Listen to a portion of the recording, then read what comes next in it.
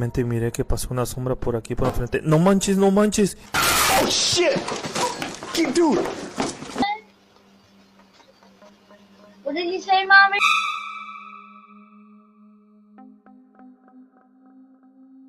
One quiet evening in Philadelphia, Pennsylvania, Heather Paul sat on her front porch, enjoying a bowl of ice cream. Her husband and 2 sons relaxed beside her, soaking in the calm of the warm night. But what started as a peaceful family moment took a chilling turn when Heather spotted something down the street that made her blood run cold. There's like little mosquitoes. What kind of going on there?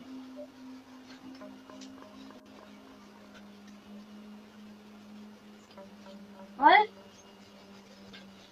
What did you say? What did you say, Mommy? I couldn't hear you. You gotta keep that open so it doesn't get all musty. Can't tell me it's not good.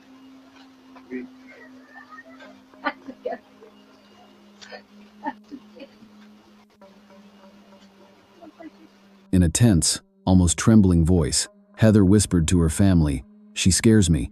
Her husband and kids, puzzled, scanned the street but saw nothing unusual. They hadn't noticed the pale woman in white drifting just 20 feet away. Heather would later describe her as looking like a nurse, straight out of the 1950s, complete with an old-fashioned uniform and an unsettlingly wide grin. Shaken and desperate for answers, Heather rushed inside to check the front door security camera, and there she was. The same eerie figure gliding silently past their home, captured clearly on video. "It just immediately creeped me out," Heather recalled. "I kind of just jumped." But the story took an even darker turn. Heather's house sits barely a mile from the ruins of one of Pennsylvania's most infamous abandoned institutions, the Philadelphia State Hospital at Byberry, once a psychiatric facility with a grim history. So a little backstory, I live about a mile from where Byberry State Hospital used to be. This is one of the, I'm pretty sure the most notorious mental hospital in the country. A lot of abuse went on there. There was lobotomies performed on patients. There was experiments performed on patients. A lot of them lost their lives because they were just treated so horribly. The conditions that hospital was in was so inhumane, and no human should have ever had to go through what these patients went through. And these people just needed help. It's just very sad. They were so overcrowded, like the nurse to patient ratio was just extreme. With 2 student nurses and maybe 3 attendants, we have all we can do to bathe the patients, get them to cafeteria, take them to the doctors, give them their medications, and try to keep the place clean. Now, when I was a kid growing up, we used to definitely go in there, and it was really scary. Like the second you walk on the grounds, you just feel like it's cold, it's not normal, it feels weird. Like you can tell somebody's watching you. There's underground tunnels underneath, so we used to run around them too, and they used to use those tunnels to transport bodies, and there was still those like metal slab beds that they were still down there when we went in there, like, you know, in the 2000s. I felt my arm grabbed in there once, and I moved my flashlight because I thought it was my friend, and my friend was like over there, and I'm like, oh my God. The real shock came when Heather's father, who grew up in that very house, watched the footage. His face paled as he remembered someone from his childhood, a woman named Linda who had lived next door in the 1950s. Linda had worked as a nurse at the notorious Byberry Mental Hospital. Could this have been the spirit of Nurse Linda, still wandering the neighborhood all these years later? And if it wasn't her, why was Heather the only one who could see this mysterious, ghostly figure?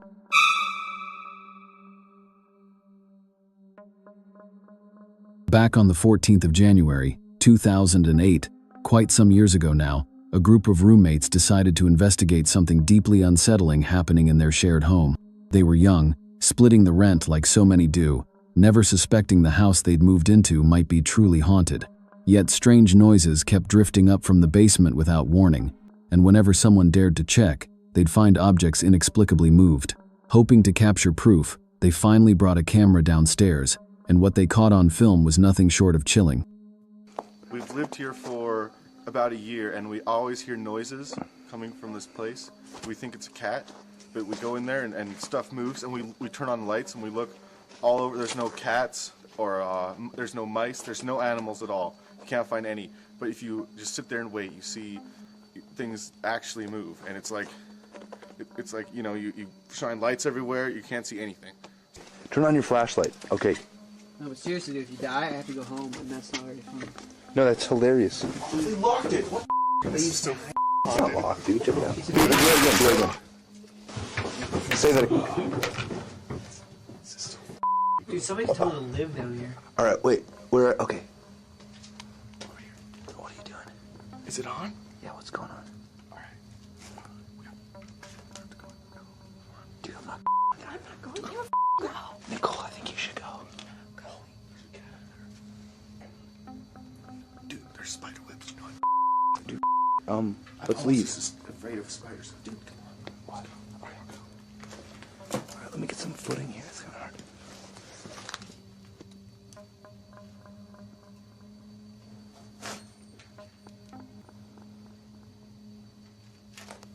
Dude, just go. Hurry up. You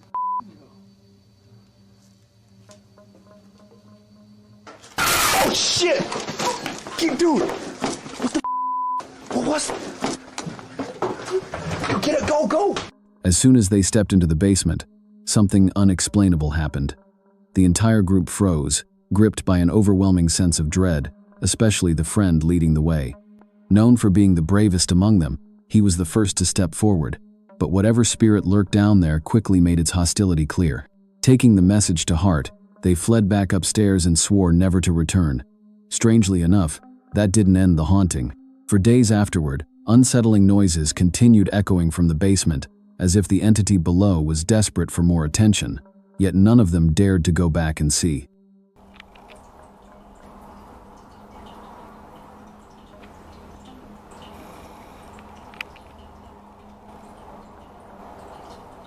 Yeah, a second ago that the sink was like doing some shit, man.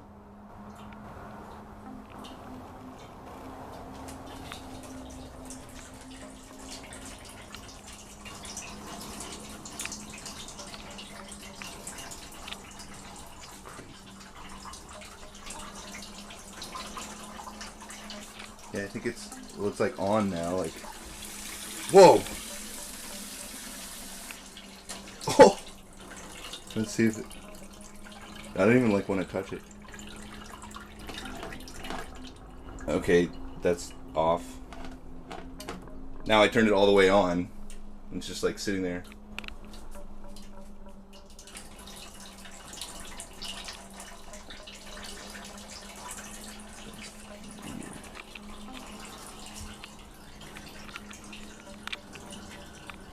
If you can hear me, show me a sign. Yeah, like that ever works.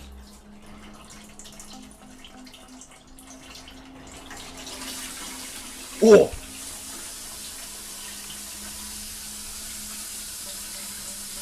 Alright, that's enough.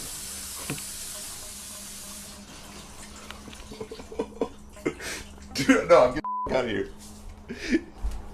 Shit's crazy. Before long, the paranormal activity began creeping beyond the basement itself. One of the roommates documented how the water tap started turning itself on and off, sometimes at slow drips, other times at full force. Skeptics might dismiss it as a plumbing issue, but the footage makes that hard to believe. The man filming is forced to manually twist the knob closed, proving that something, or someone unseen, had physically turned it on. Whether people accept it or not, this wasn't some harmless leak. This was a restless spirit announcing it was still there, and far from finished.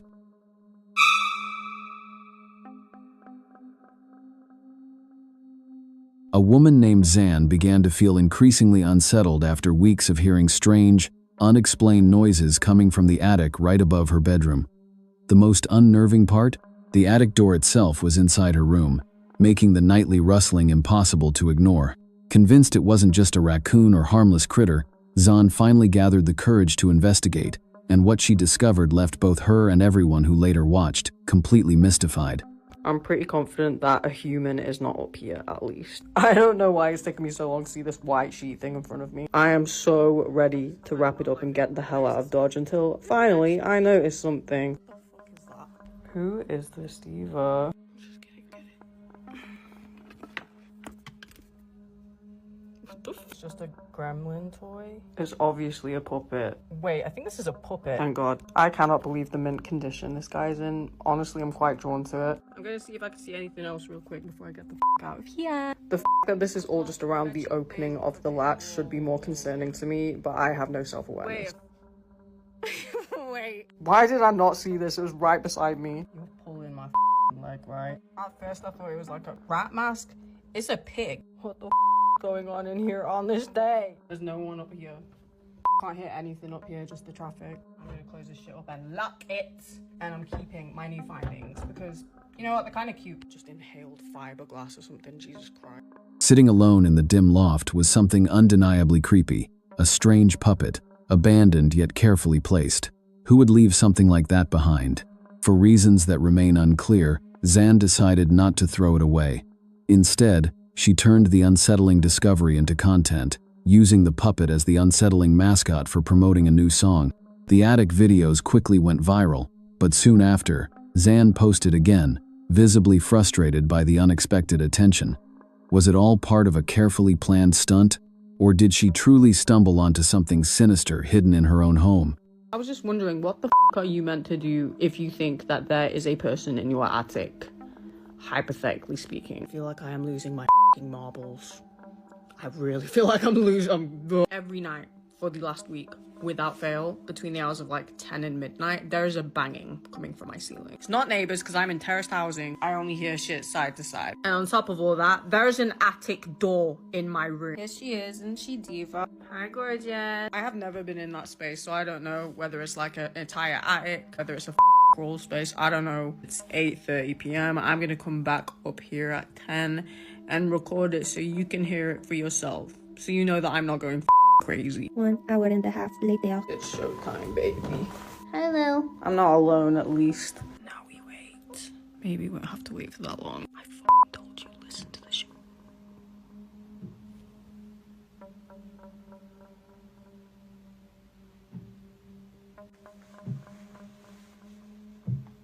What the is that? Lily got creeped out and came downstairs, so I followed. I'm so sick of this. It's past the point where it's creeping me out. It's just annoying the out of me. I'm just gonna go up there tomorrow and investigate what it is in the daytime. Not now, while it's active. I might look stupid, but I'm not that stupid. I watch horror movies. Anyway, I'll give you an update tomorrow.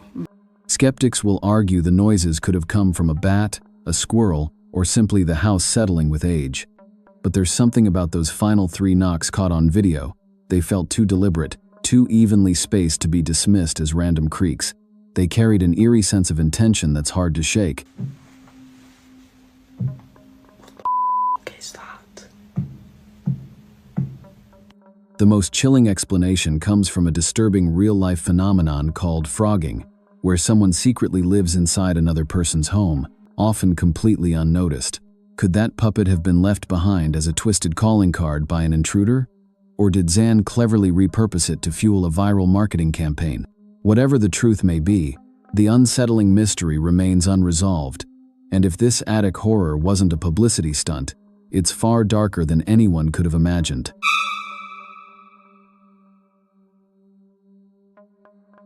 A man named Ellen bought his home just 2 years ago, and at first, everything felt perfectly ordinary.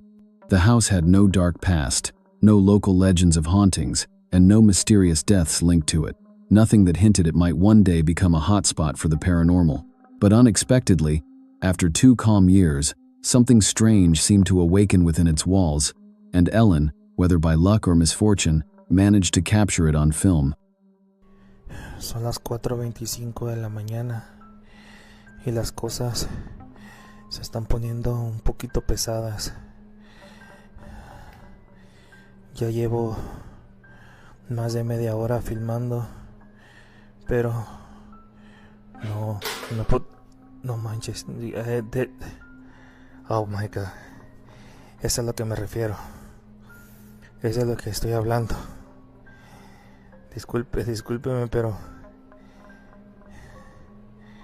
miren, la lamparita.